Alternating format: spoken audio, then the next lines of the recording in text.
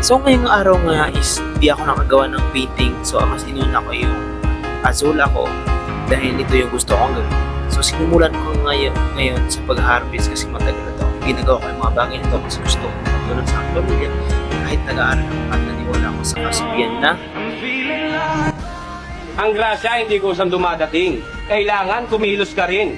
Ultimo magsasaka natin. Nagbubungkal muna ng lupa bago makapagtanim. Ibig mo sabihin, pati magsasaka natin, naninira ng kalikasan. Kailangan nila yan para sa kanilang kabuhayan. Pasalamat ka sa mga yan, sila gumagawa ng paraan para magkakanin ka lang. Kung di sila nagbungkal ng lupa, kung di sila nagtanim ng punla, kung walang palay na makuha, kakain mo ba yung lupa? So ayun, tuloy-tuloy pa rin ako sa mga ginagawa ko kasi naniniwala ako pag may tiyaga at yung pagsisikap, tuloy-tuloy lang at di ka susuko. So yan nga, ngayon, tinutuloy-tuloy ko kung ano yung mga dapat kong gawin at sinisimulan ko na sa mga simpleng bagay. Kahit nag-aaral ako, hindi ako nagtitigil kasi para to sa akin at para sa aking pamilya. So ito na nga, nagtatanim ako para pagdating na panahon, hindi ako mahirapan.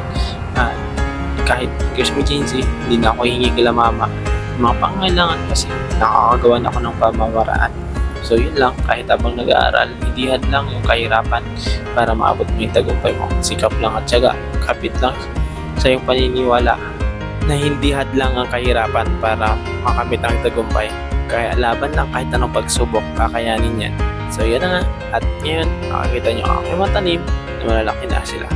So yan po yung katas ng aking vermicast at yun lang, maraming salamat.